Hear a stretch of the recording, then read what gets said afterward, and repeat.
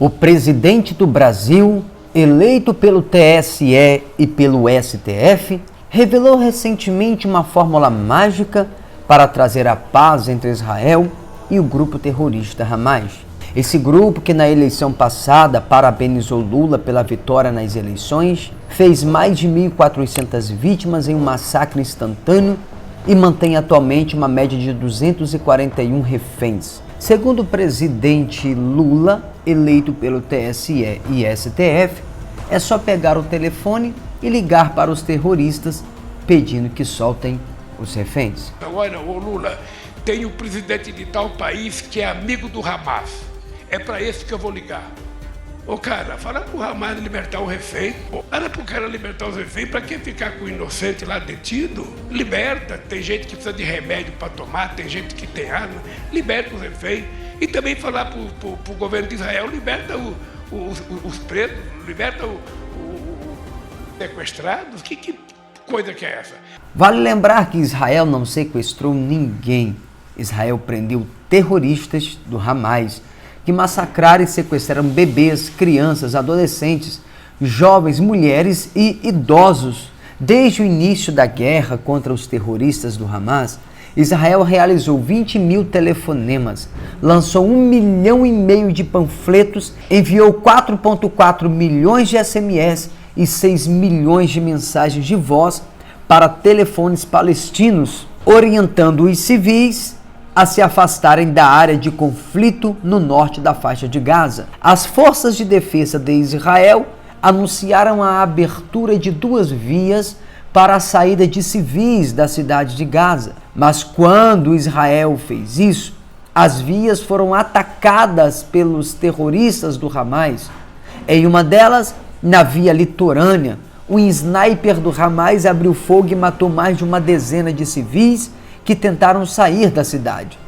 Uma outra dificuldade para a evacuação de civis palestinos e estrangeiros da faixa de Gaza é o controle exercido pelo Hamas, posto que o grupo terrorista tem colocado nas listas de saída o nome de combatentes feridos ao invés de civis. Segundo informações, 1/3 dos palestinos que estavam na primeira lista eram combatentes do Hamas. Autoridades dos Estados Unidos, de Israel e Egito consideram inaceitável permitir a saída dos terroristas. Após negociações, porém, foi aceito o transporte de civis palestinos feridos. No momento, ainda há cerca de 30 brasileiros na faixa de Gaza esperando autorização para deixar o território.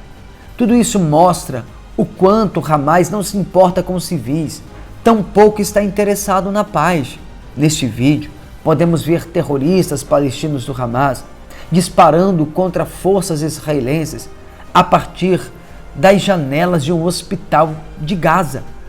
Aqui podemos ver homens armados através da entrada de um túnel que dá acesso ao subsolo do hospital Hamad em Gaza. E no 30º dia de guerra, sem previsão de terminar, os protestos de apoio ao Hamas continuam se escalando mundo afora, no âmbito de uma campanha cada vez mais global. O que fica provado mais uma vez que a Escritura Sagrada estava certa, pois o mundo inteiro jaz no maligno.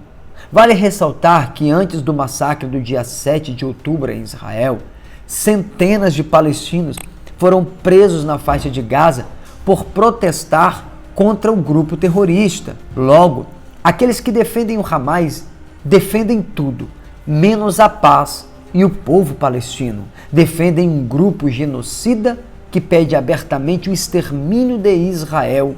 O Hamas não representa o povo palestino e defendê-lo não vai trazer nenhuma melhoria para a vida dos civis palestinos. E mesmo assim, através da mentalidade bovina desse povo e da incapacidade de ver e aceitar as verdades que os impedem de adquirir conhecimento, faz com que o número de antissemitismo continue a ser crescente. Há exemplos disso em vários lugares do mundo, como nos Estados Unidos, no Canadá, na Alemanha, na Noruega, no Brasil, na Indonésia e por aí vai. Além dos atos deploráveis de apoio ao Hamas que aconteceu no Brasil, em São Paulo, também foram registradas manifestações abertamente antissemitas em Santiago, no Chile.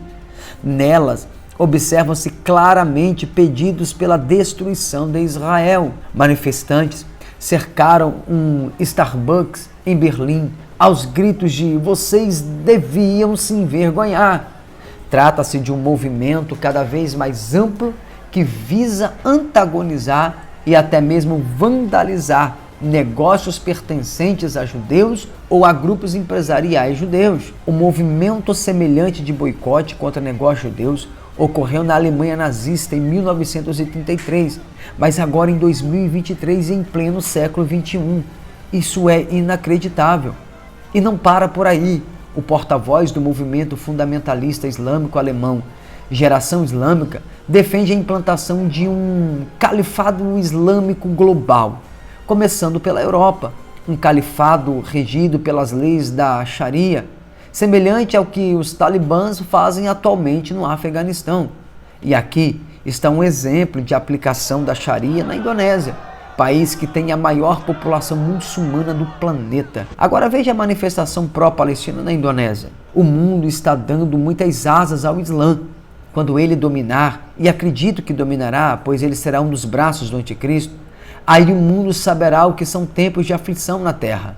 Durante o protesto anti-Israel, realizado em Londres, manifestantes cercaram a saída de um McDonald's, molestando os clientes aos gritos de "você devia se envergonhar", uma frase que faz parte de uma campanha de boicote cada vez mais global que visa antagonizar clientes e negócios que pertencem a judeus ou que estejam apoiando Israel na luta contra os terroristas palestinos do Hamas. Também fizeram o mesmo no restaurante KFC. Aqui podemos vê-los colocando cartazes e molestando clientes aos gritos de "deviam ter vergonha". De acordo com eles, algumas empresas como McDonald's e o KFC estão apoiando os judeus e o Estado de Israel e por isso devem ser boicotados. O boicote contra judeus foi a primeira grande manifestação dos nazistas alemães em 1933, quando eles marcaram os negócios pertencentes a judeus, vista como o primeiro passo rumo ao Holocausto que deixou 6 milhões de judeus mortos. A mesma baderna se estendeu ao Canadá. Desta vez cercaram um coffee shop pedindo boicote contra judeus, negócios judeus ou que, na visão deles, estejam apoiando Israel contra os terroristas do Hamas. Essa manifestação deixa bem claro o contraste entre o movimento anti e pró-Israel na Europa e no mundo. A pergunta que não quer calar é: quem dos supertrilionários globalistas estão bancando toda essa baderna? Ações antissemitas como essas não podem ser toleradas e os governos têm que tomar medidas sérias em relação a esses criminosos.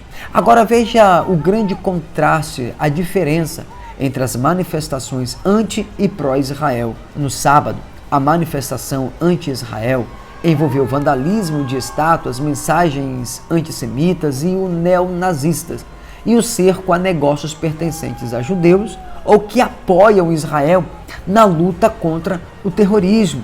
Mas agora, veja, no protesto pró-Israel, uma multidão se uniu de forma ordenada e disciplinada, sem gritos de ódio, pedindo apenas o fim do terrorismo e da libertação das mais de 240 pessoas sequestradas pelos terroristas do Hamas no dia 7 de outubro.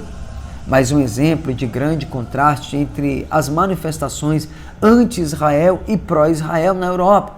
Neste fim de semana, nas manifestações anti-Israel, foram vistos casos horríveis de vandalismo, discursos de ódio de inspiração nazista, racismo e ameaças contra judeus e negócios judeus.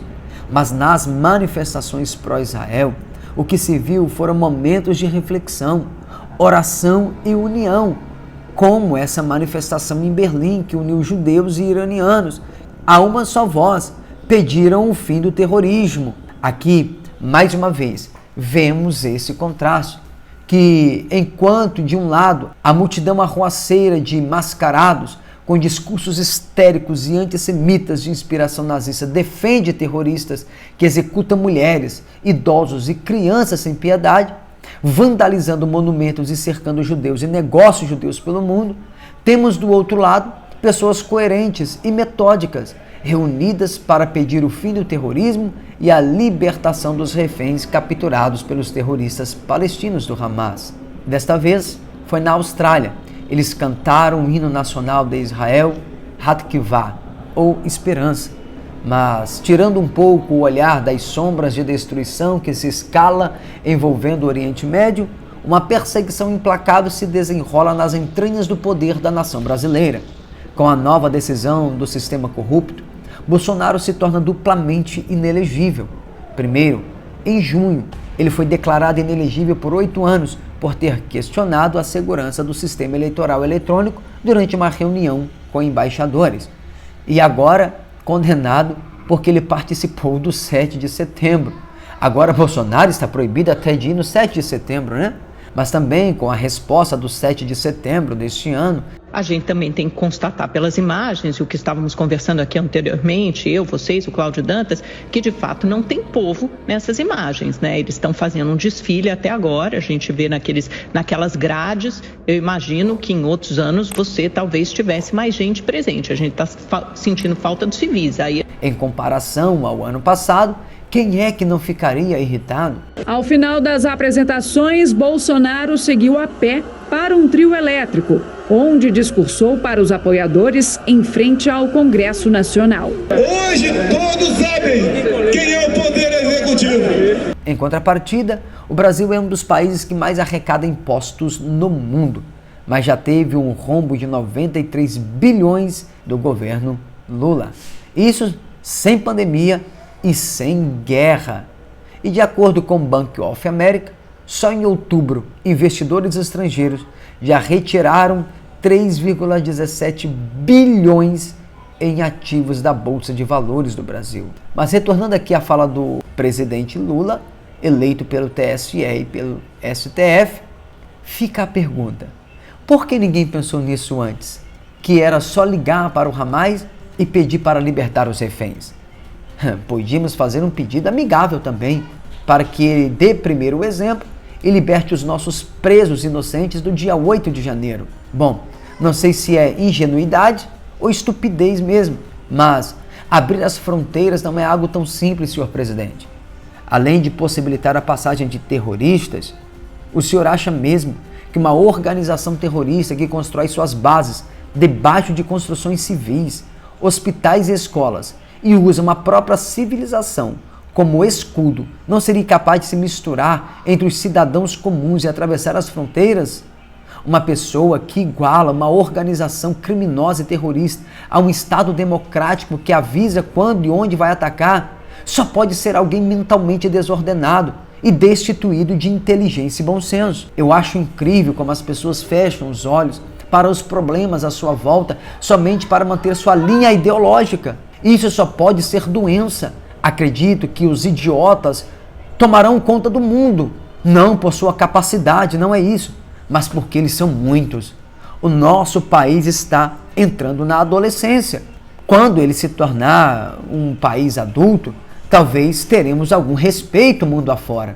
Mas enquanto isso, temos que conviver com essas e outras vergonhas internacionais, com falas sem nexos e sem sentido. E aí, uma outra observação: por que é que ele falou um palavrão e as mídias jornalísticas não o criticaram, nem comentaram sobre o assunto? Afinal, ele é um presidente de uma nação.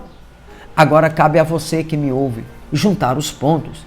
Eu definitivamente condeno de modo enfático essas manifestações em favor dos terroristas do Hamas, e os governos também o deveriam fazer. Que o Eterno tenha misericórdia de cada um de nós e que Ele possa guardar a vida dos inocentes nesse fogo cruzado no Oriente Médio. Não deixe de comentar e compartilhar esse vídeo. Que o Eterno te abençoe, em nome de Jesus, o Messias. Maranata, vem Senhor Jesus.